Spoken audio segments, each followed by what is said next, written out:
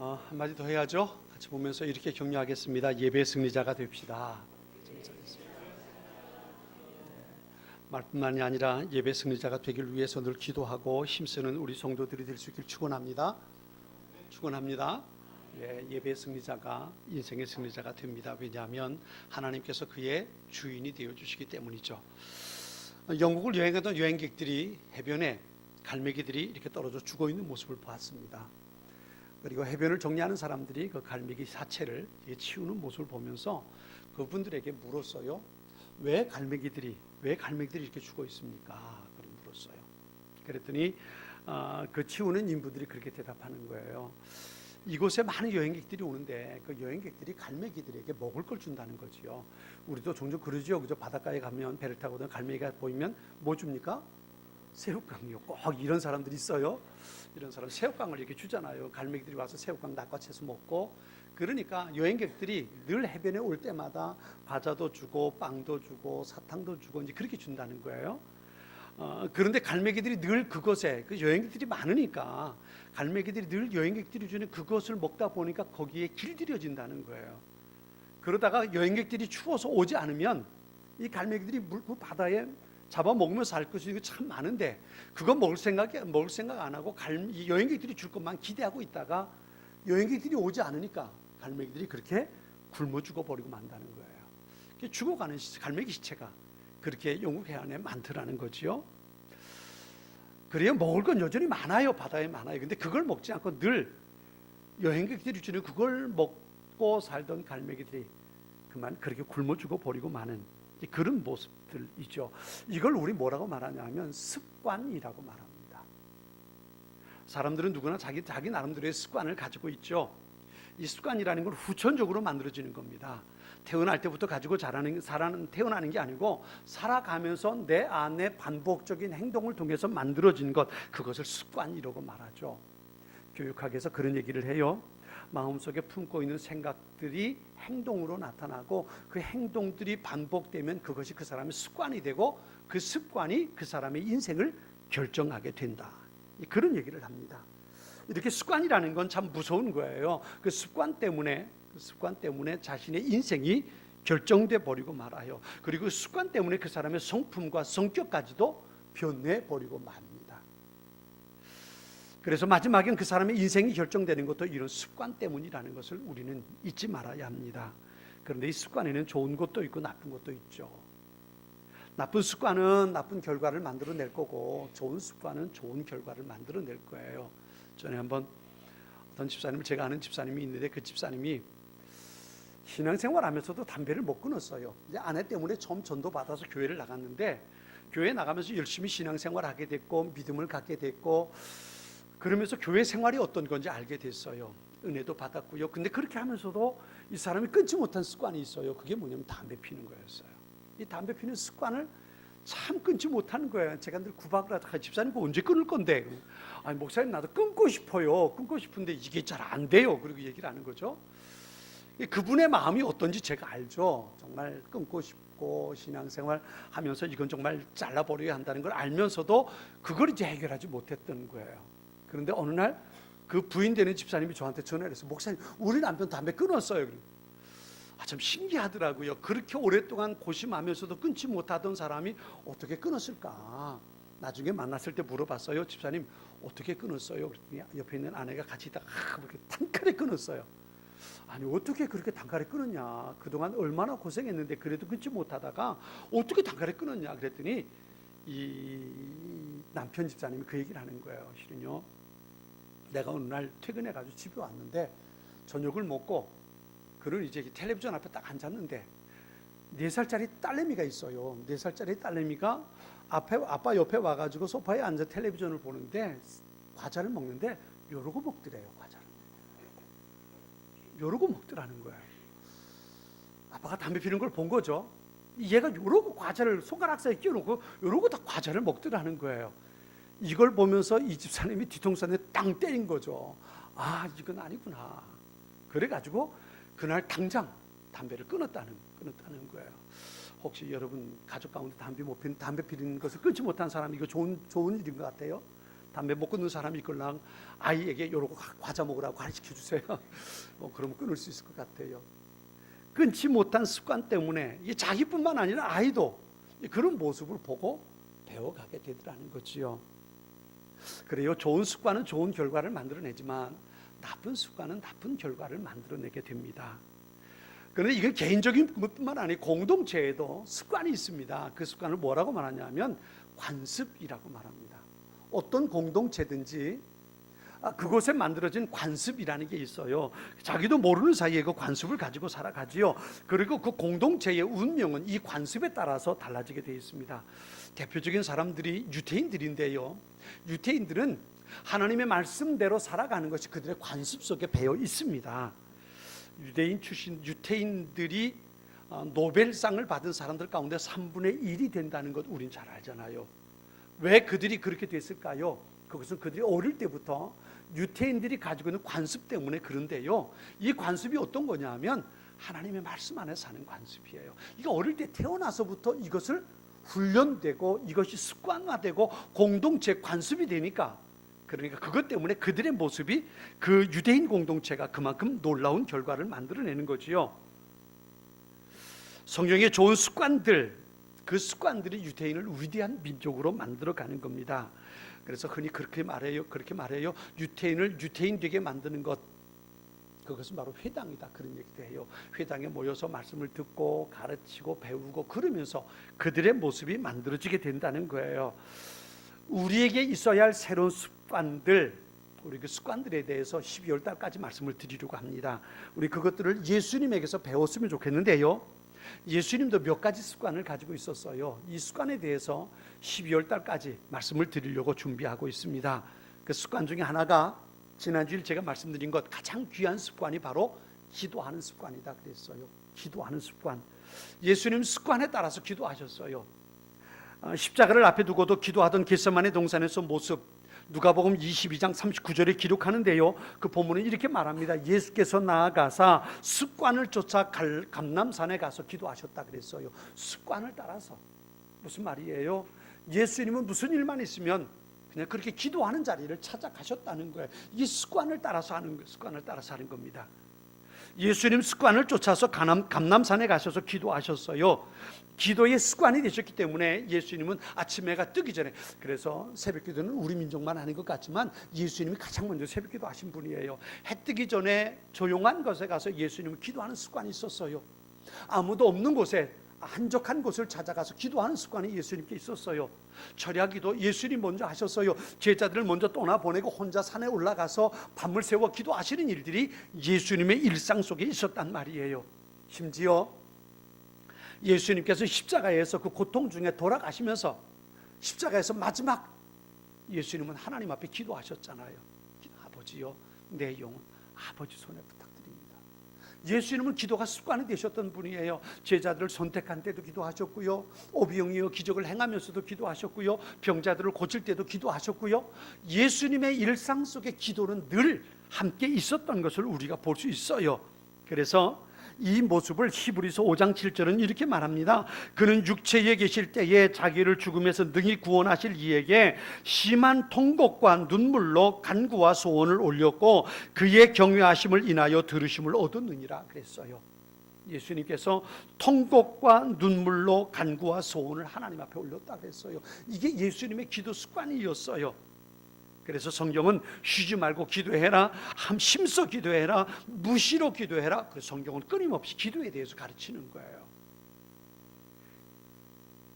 사랑하는 성도 여러분, 지난주에 말씀드린 이 기도가 여러분의 습관이 될 수 있기 바랍니다.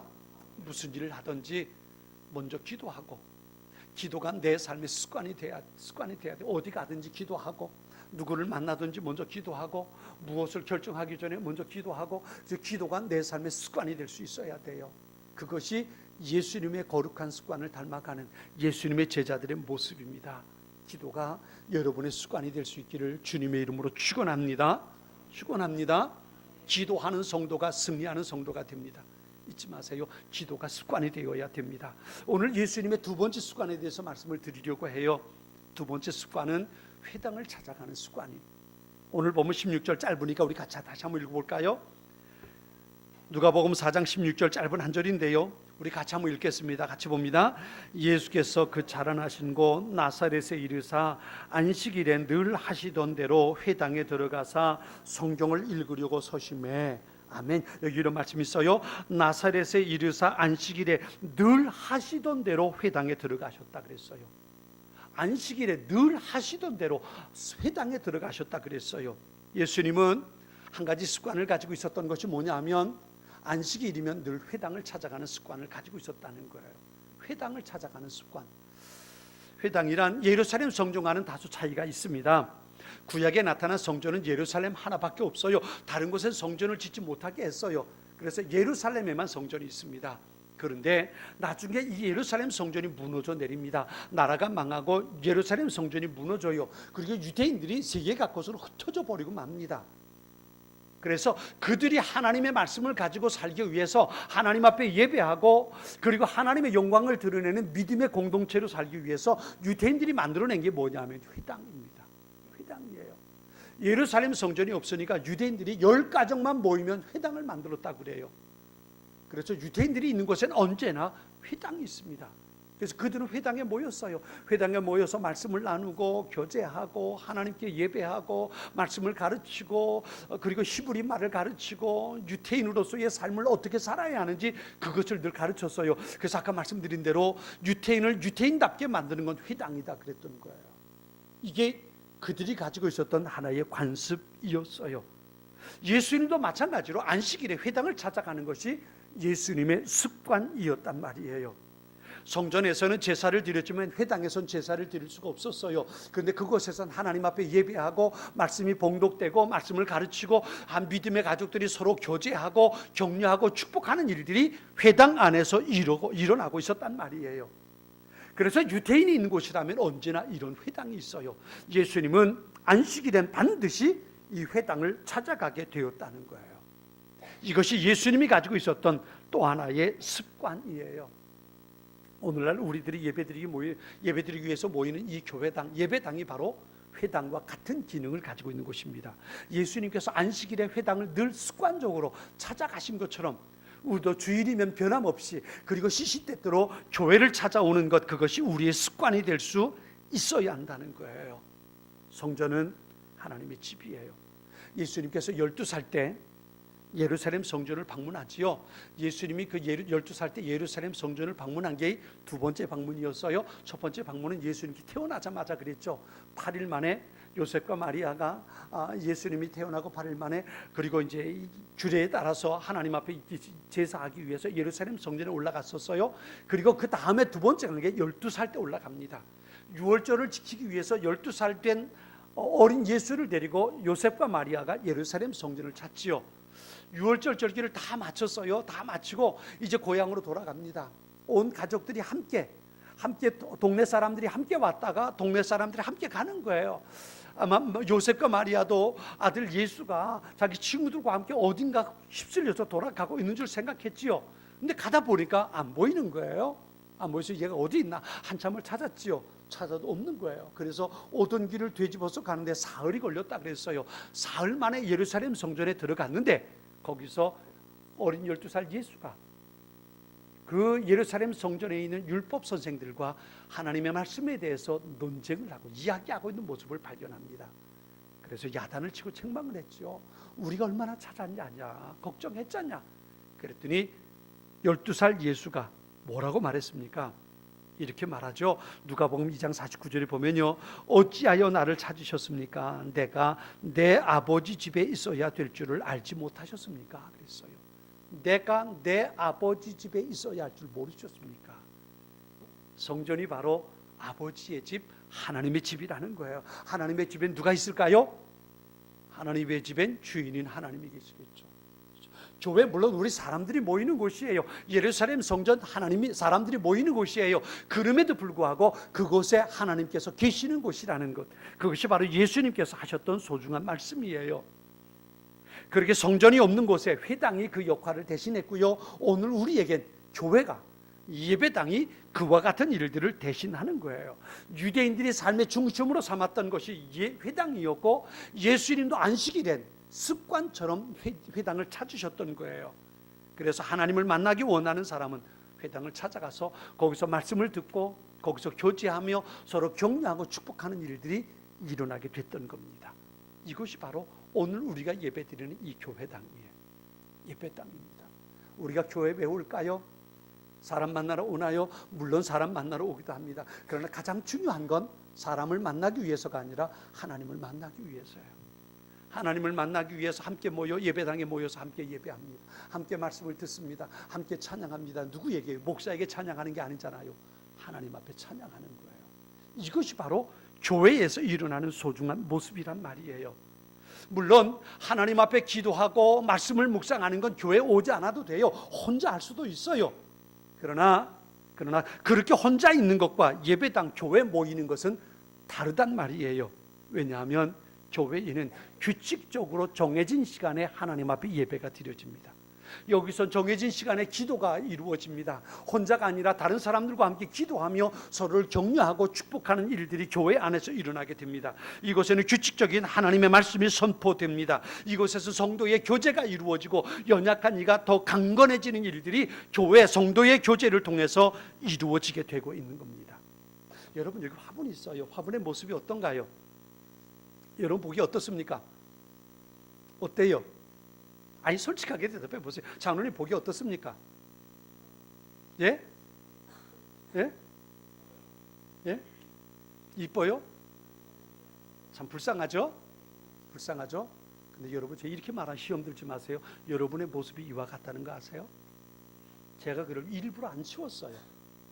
그러니까 지난 수요일 날 물을 줘야 되는데 우리 이전 도사님 할머니가 돌아가시는 바람에 안 계셔가지고 수요일날 보니까 괜찮더라고요. 그래서 괜찮겠구나. 그리고 저도 놔뒀어요. 그랬더니 오늘 아침에 오니까 이렇게 꽃이 시들었어요. 물 안 준 지 3일 지났습니다. 그런데 이렇게 됐어요. 제가 여러분에게 이렇게 물을게요. 여러분, 교회 온 지 얼마나 되셨습니까? 교회 찾아와서 예배 자리에 있는 것이 얼마나 지났나요? 지난 주일 오고 이번 주일 오지 않았습니까? 여러분의 영적인 상태가 이와 다를까요? 아니, 이것보다 더 할 거예요. 왜냐하면 얘들은 물을 못 먹어서 이런 거거든요. 못 먹어서 이렇지만 여러분은 오염된 물을 먹고 한 주간 살았다고요. 세상의 이야기들, 세상 사람들이 사는 방법, 그들의 이야기, 그들의 모습, 그렇게 살아야 된다고 말하는 세상의 원리, 이 속에서 여러분들 한 주간 동안 살았다고요.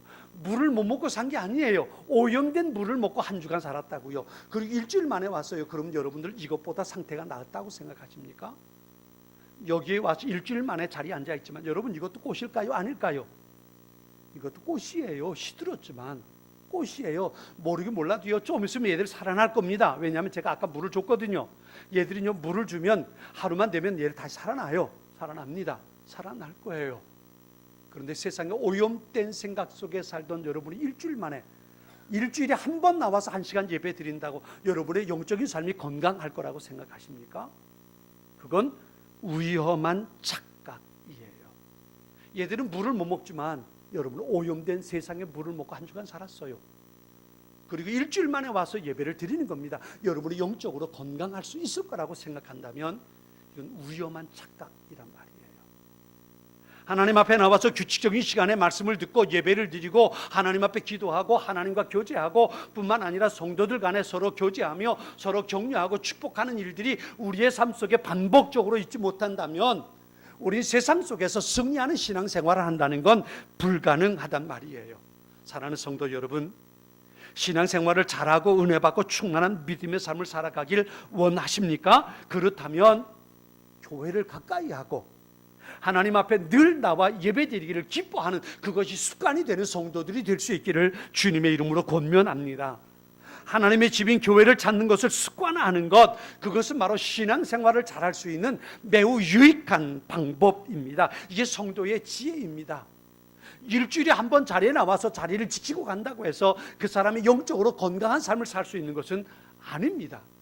하나님 앞에 나와 규칙적으로 기도하고 예배하고 성도 간에 서로 교제하며 서로 격려하고 축복하는 일들이 우리 안에 규칙적으로 습관적으로 일어날 때 우리의 영적인 삶이 건강해질 수 있다는 겁니다. 교회는 그런 곳입니다. 규칙적으로 예배하고 규칙적으로 하나님의 말씀이 선포되고 규칙적으로 함께 모여 기도하고 규칙적으로 함께 모여 서로 격려하고 축복하는 일들이 교회 안에 일어난단 말이에요. 그래서 교회를 늘 자주 찾는 사람이 신앙생활의 승리자가 될 수 있다는 겁니다. 그럴 때에 믿음이 자라는 거예요. 여러분, 그래요. 교회는 성도의 믿음이 자라는 데 가장 유익한 장소입니다. 이렇게 믿음이 잘 자라는 것을 성경은 영혼이 잘 되는 것이라고 말하기도 합니다. 영혼이 잘 될 때에 하나님이 그 사람에게 넘치는 은혜와 풍성한 복을 채워주실 겁니다. 그래서 요한3서 1장 2절에 이렇게 말씀하시죠. 사랑하는 자여, 내 영혼이 잘됨 같이 내가 범사에 잘되고 강건하기를 내가 간구한다. 내 영혼이 잘됨 같이 내가 강건하고 범사에 잘되기를 원한다 그랬어요. 영혼이 잘되는 게 뭐예요? 내가 영적으로 건강하게 살아가는 것을 말합니다. 이것이 바로 믿음의 삶이에요. 내 믿음이 건강하게 자라가는 것, 이것이 내 영혼이 잘 되는 거예요. 그럴 때에 그가 건강할 것이고, 그럴 때 그가 하는 일이 잘 되도록 하나님께서 축복해 주실 거예요. 이런 삶을 살아가는 우리 모든 성도들이 될 수 있기를 바랍니다. 그렇다고 해서 우리가 잊지 말아야 할 게 있어요. 교회 모이는 사람들이 다 괜찮은 사람들인가? 여러분 어떻게 생각하세요? 교회 모이는 사람들이 다 괜찮은 사람들일까요? 아니, 좁게 생각해 보세요. 나는, 교회에 나오는 나는, 목사인 나는, 장로인 나는, 권사인 나는, 집사인 나는 괜찮은 사람일까? 여러분 가슴에 손을 얹고 가만히 생각해 보세요. 내가 정말 괜찮은 사람일까? 우리가 착각하지 말아야 할 게 있어요. 그게 뭐냐면 교회는 완전한 사람들이 모이는 것이 아니라는 거예요. 그래서 어거스틴이 그런 말을 했어요. 세상에 두 종류의 사람이 있는데 내가 죄인인 줄 모르는 죄인들이 있고 내가 죄인인 줄 아는 죄인들이 있다. 두 종류의 사람이 있다는 거예요. 내가 죄인인 것을 모르고 의인인 줄 알고 착각하고 살아가는 죄인들이 있고, 그들은 어디 살아요? 그들은 교회 밖에 있어요. 내가 무슨 죄인인데 그런 사람들이 교회 밖에 얼마든지 있다고요. 근데 우리는 어때요? 내가 죄인입니다. 내가 죄인 중에 괴수입니다. 가슴을 치며 주님 앞에 모이는 죄인들이 있단 말이에요. 이 말을 바꿔 말하면 우린 다 죄인이라는 거예요. 부족함이 있는 사람들, 모난 사람들, 상처받은 사람들, 아픔을 가지고 있는 사람들, 그 사람들이 모여서 예배하고 말씀을 듣고 성령의 역사를 경험하고 하나님의 은혜 가운데 살아가면서 우리가 조금씩 예수 이름을 닮아가는 그런 사람들이 되는 거란 말이에요. 그렇다고 예수님을 닮은 완벽한 사람들이 될 수 있을까요? 성경은 그렇게 말합니다. 그리스도의 장성한 분량에 이르기까지라고 말씀하세요. 이 땅에 사는 동안 우리에겐 그것이 불가능한 목표일 수 있어요. 그럼에도 불구하고 나는 여전히 부족하고 모난 성격을 가지고 있지만, 나는 여전히 죄인이지만, 그러나 교회 안에서 믿음의 교제를 나누고 말씀을 듣고 예배를 드리며 찬양하고 기도하면서 내가 주님 앞에 가는 그날까지 예수님을 닮아가기 위해 힘쓰는 사람들, 그들이 모이는 것이 교회란 말이에요. 때로는 시행착오가 있을 수 있어요. 때로는 어려움을 겪을 수 있어요. 교회 안에서의 인간관계 때문에 내가 시험에 들 수 있는 일들도 없지 않아 있을 수 있어요. 왜냐하면 우린 다 완벽한 사람들이 아니기 때문에. 목사인 저부터도 말이죠, 완벽하지 못하기 때문에 누군가에게 상처를 입힐 수도 있고 어려움을 겪을 수도 있단 말이에요. 그러나 그럼에도 불구하고 말씀을 듣고 예배하고 성령의 다스림을 받고 하나님의 소중한 은혜 가운데 내가 그렇게 충만하게 조금씩 자라가다 보면 예수님을 닮아가는 사람들이 될 수 있단 말이에요. 이것이 바로 내 영적인 삶이 건강하게, 내 믿음이 자라가는 소중한 방법이 될 수 있단 말이에요. 어떤 분이 그런 얘기를 해요. 아이가 바깥에서 구덩이에서 놀다가 들어왔어요. 애를 욕조에 물을 받아놓고, 그리고 애를 거기에 집어넣고는 그리고 개를 씻기지요. 개를 씻기니까 그 물이 어때요? 시커멓고 시뻘겋고 참 먼지투성이가 됐잖아요. 그 물이 지저분한 물이 됐잖아요. 그럼 생각해 보세요. 그 목간통 안에 있는 그 물이 지저분하다고 물 속에 있는 그 아이까지 버려야 될까요? 그건 아니잖아요. 그 아이는 소중하잖아요. 교회에 문제가 있을 수 있어요. 그럼에도 불구하고 교회가 얼마나 소중한가를 우리는 잊지 말아야 되는 거예요. 요즘 흔히 학교에 문제가 많다고 그래요. 그러나 여러분, 학교에 문제가 많다고 학교 문을 닫아버리면 될까요? 그건 아니잖아요. 그것이 소중하기에 아무리 문제가 있어도 고치면서 치료하면서 바꿔가면서 존재하게 만들어줘야 되는 거잖아요. 히브리서 10장 25절은 이렇게 말씀합니다. 모이기를 패하는 어떤 사람들의 습관과 같이 하지 말고 오직 권하여 그 날이 가까울수록 더욱 그리하자 그랬어요. 주님 오실 때가 가까울수록 더욱 모이기를 힘쓰라는 겁니다. 이게 바로 교회 모이는 사람들의 유익함이에요. 로마서 10장 17절은 이렇게 말해요. 믿음은 들음에서 나며 들음은 그리스도의 말씀으로 말미암는다 그랬어요. 함께 모여서 하나님의 말씀을 듣고 함께 모여서 서로 격려하고 축복하고 서로 위해서 기도해주는 그 삶을 통해 우리의 믿음이 자라고 우리의 영적인 삶이 건강하게 만들어지는 거예요. 에베소서 6장 16절은 이렇게 말해요. 믿음의 방패를 가지고 이로써 능히 악한 자의 화전을 소멸하라 그랬어요. 그리고 히브리서 11장 1절은 말하죠. 믿음은 바라는 것들의 실상이요 보지 못하는 것들의 증거다 그랬어요. 그리고 6절에 가서는 믿음이 없이는 하나님을 기쁘시게 하지 못하나니 그랬어요. 믿음이 우리 가운데 건강한 믿음이 있어야 하나님을 기쁘시게 해드릴 수 있고 하나님께서 내게 주신 은혜를 누리며 살 수 있고 하나님께서 내게 주시는 복을 누리며 살 수 있다는 거예요. 그런데 그 믿음은 어디서부터 오는가? 믿음은 하나님의 말씀을 들으면서부터 오는 거예요. 하나님의 말씀은 어디서 들을 수 있어요? 물론 그래요. 텔레비전 채널을 맞추면 배처럼 들을 수 있고요. 라디오 사이클만 맞추면 들을 수 있어요. 어느 곳에나 다 있어요. 그런데 규칙적으로 함께 모여서 우리가 예배할 때에 하나님의 말씀이 선포되고 함께 모여서 목장 모임을 나눌 때에 거기서 함께 하나님의 말씀을 나누며 거기서 격려하고 축복하는 일들이 이루어지게 되는 거예요. 이게 바로 우리가 놓치지 말아야 할 소중한 습관이란 말이에요. 그래서 저는 그렇게 생각해요. 우리 교회에 모여서 함께 예배드리고 공예배를 드리는 일엔 여러분이 습관이 됐으면 좋겠어요. 주일날 오전 오후 예배, 수요일날 예배, 금요일날 기도하는 시간 할 수만 있다면 새벽에 일어나는 것조차도 습관이 되면 좋겠어요. 그래서 교회 모이는 시간이 여러분들에게 더 많아야 돼요. 많아야 됩니다. 이것이 교회 모이는 것이 습관이 될 때 우리의 믿음이 자라요. 거기에 플러스 하나 더 목장 모임이에요. 목장에 모여서 함께 찬양하고 기도하고 말씀을 나누고 서로를 위해서 손을 잡고 함께 기도해 주는 것, 이것이 믿음이 건강하고 아름답게 자라나는 소중한 계기가 되는 거예요. 나 혼자 할 수 있다고요? 천만의 말씀이에요. 나 혼자 하는 것과 함께 하는 것은 전혀 수준이 다른 겁니다.